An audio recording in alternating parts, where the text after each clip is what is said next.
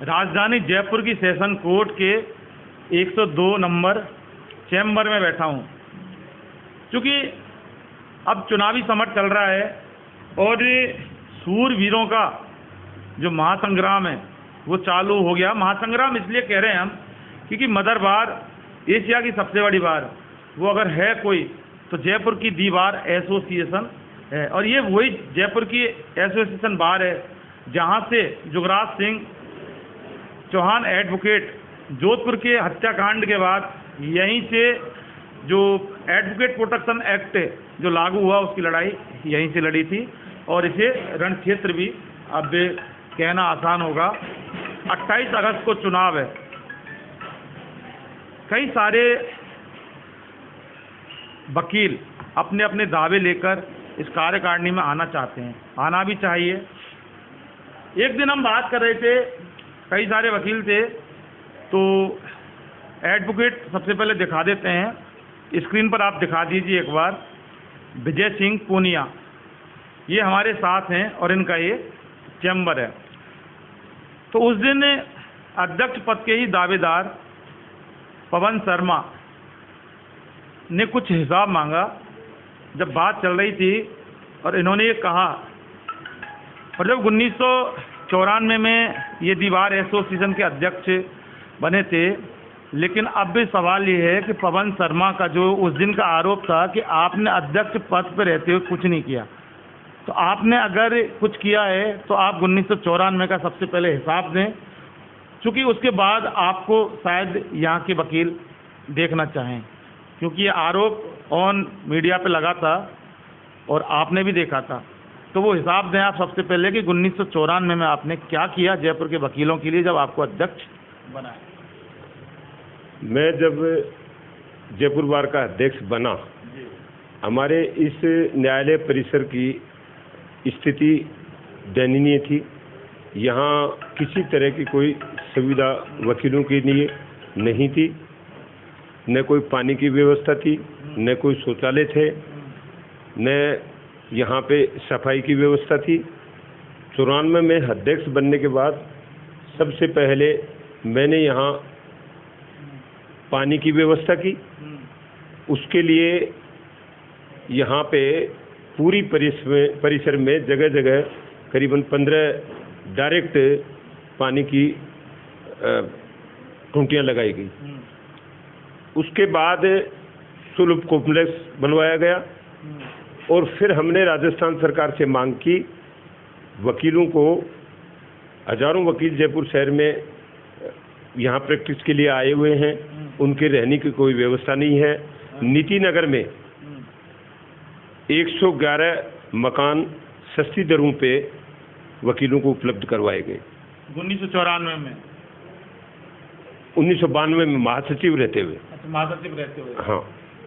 उसके बाद 1994 में हमने यहाँ पे 27 चेंबर बनवाए जो पहली बार बने, और 2 पक्की शेड्स बनवाई जिसमें आज हजारों वकील बैठ रहे हैं। इस प्रांगण में न्यायालय के जितनी बिल्डिंग है उसके बाहर चबूतरे नहीं थे, वो सारे चबूतरे हमने बनवाए।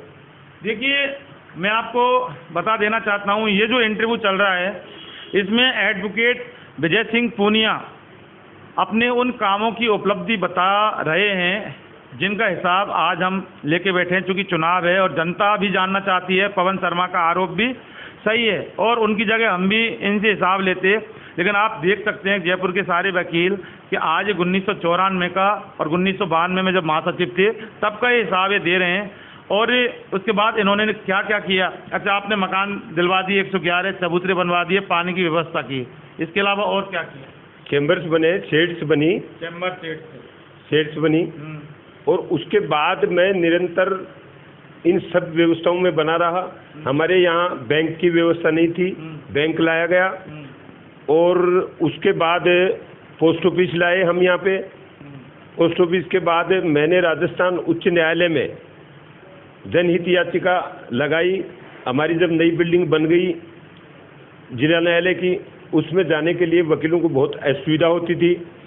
उस जनहित याचिका के माध्यम से इस परिसर में 3 डिस्पेंसरी खोली गई, होम्योपैथी, एलोपैथी और आयुर्वेदिक। इलाज के लिए? इलाज के लिए जो आपको उधर जाना पड़ता था, वो कोर्टों से बाहर हॉस्पिटलों में जाना पड़ता था वकीलों को। हाँ, बिल्कुल। आज हमारे यहाँ पे तीनों ये जो डिस्पेंसरी है सुचारू रूप से चल रही है और हजारों लोग उसका फायदा उठा रहे हैं।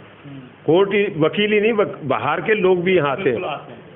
और उसी कड़ी में ये जो आप ब्रिज देख रहे हैं, फुट ब्रिज, उसी समय का ये माननीय उच्च न्यायालय के आदेश से बना हुआ है।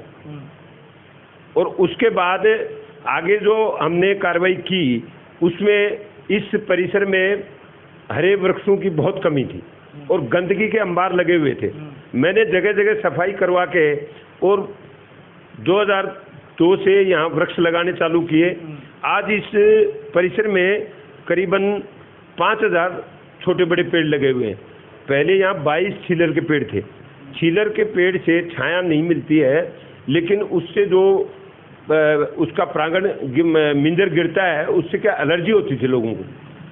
वो कलेक्टर के आदेश से कटवाए गए और उसकी जगह आज इस परिसर में कम से कम 5000 से ऊपर छोटे बड़े हरे वृक्ष हैं और 3 बड़े लॉन विकसित हैं। और सारी जो लॉन्स वगैरह में गंदगी रहती थी वो ख़त्म की।